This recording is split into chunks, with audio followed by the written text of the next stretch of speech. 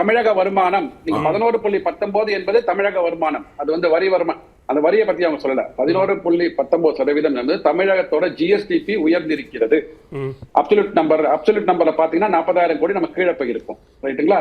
இன்னொன்னு சொன்னார், 1,14,000 கோடி ரூபாய் நம்ம வந்து வட்டி கட்டுறோம். நாங்க 1,14,000 கோடி நம்ம என்னைக்குமே வட்டி கட்டினது கிடையாது. இந்த வருஷம் கூட அதாவது நடக்கின்ற நிதியாண்டுல 25-26க்கு ப்ரொஜெக்ஷன் போட்டது 69,000 கோடி. சார் இருங்க இல்ல நான் வந்து அதுல வந்ததை உங்களுக்கு கரெக்டா பார்த்து தான் சொல்றேன். நான் 1,14,000 கோடி ரூபாய் வட்டி கட்டுறோம்னு சொன்னாரு.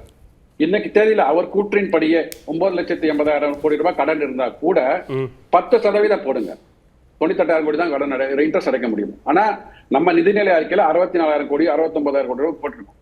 அதாவது நம்ம எதை சொல்ல வரோம், மக்களுக்கு வந்து எதை மட்டுமே கொண்டு கடை சேர்க்க வேண்டும் சொல்றது வந்து ஒரு வழி. ஆனா அதை அடுத்ததையும் பார்க்கணும் நீங்க. அதுதான் நம்ம சொல்றோம். நம்ம இங்க தமிழகம் வளர்ந்து கொண்டு வருகிறது. ஆனா இன்னும் அதிகமாக வளர்வதற்கான வாய்ப்புகளை நம்ம நழுவ விட்டு விட்டோம். நான் சொல்லல, அந்த 2021க்கு 505 வாக்குறுதிகள் கொடுத்தாங்க இல்லையா, 505 வாக்குறுதிகளை வந்து நிறைவேற்றுவது வந்து உங்களுக்கு ஐயப்படலாம். நீங்க மக்களாகிய நீங்கள் அதற்கு வந்து எங்கள்கிட்ட வழி இருக்கு.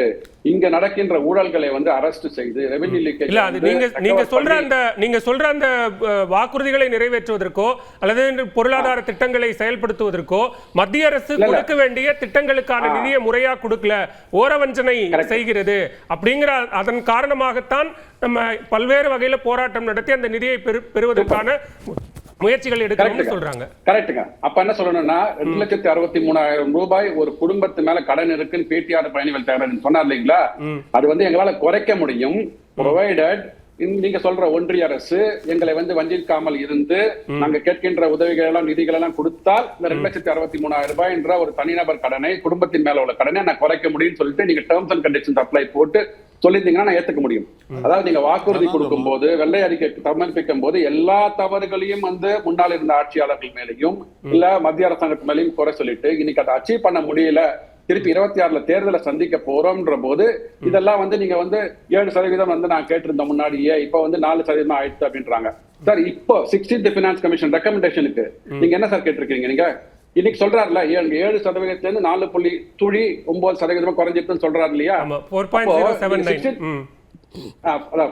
அவர் வந்து சுழி 079 சொல்லியிருக்கிறாரு. சுழி 79 சொன்னார் அவரு. இப்போ 16th ஃபினான்ஸ் கமிஷன் நீங்க ரெக்கமெண்டேஷன் கொடுத்தீங்க. அப்ப கொடுக்கும்போது அந்த 7% அங்க சொல்லிருக்கணுமா இல்லையா?